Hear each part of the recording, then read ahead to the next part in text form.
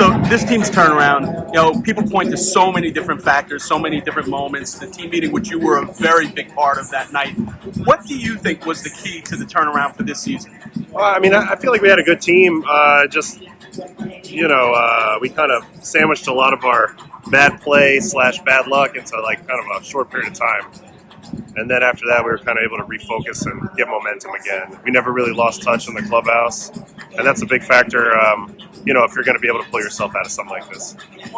Carlos Mendoza has given a lot of credit to the coaching staff for different things they've worked on with various players. Jeremy Hefner really might not get enough credit for what he actually does, because a couple of years ago when Max was here, everyone was saying the effect that Max had on pitchers. But when you're speaking to even the guys that were here in spring training, the way he talked about, throwing different pitches with conviction, the way guys this year have rebounded from years that they had previous. What has Hefner meant to you, and what do you think his best asset as a pitching coach is?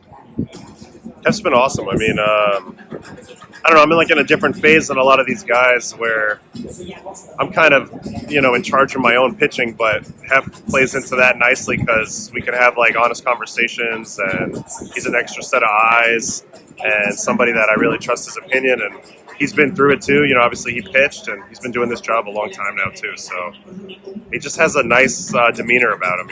He's if somebody is in need of guidance, he can do that role, and if somebody's just in need of a sounding board, he can do that role. So he's kind of versatile in his job, depending on what each guy needs, and I think that's kind of the mark of a modern, really successful pitching coach.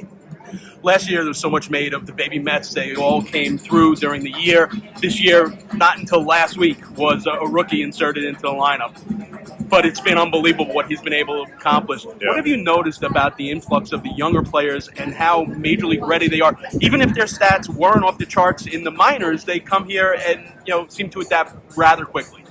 I don't really think that's the case, honestly. I think most people kind of struggle coming to the big leagues, even more so now than I feel like the gap's pretty big. But certain guys who have the right head on their shoulders or the right life experiences, I think with Luis Angel, I mean, obviously having his brother be a superstar, telling him all of his experiences, that's going to give him a huge head start to be comfortable at this level. And he's come in and hit the ground running. So super impressed with that. But more often than not, it's more of the case of Vientos, where there's a little bit of growing pains, and then they kind of key in on what they need to do, and then they flip the script to come back the next year awesome. So, it's different for different guys.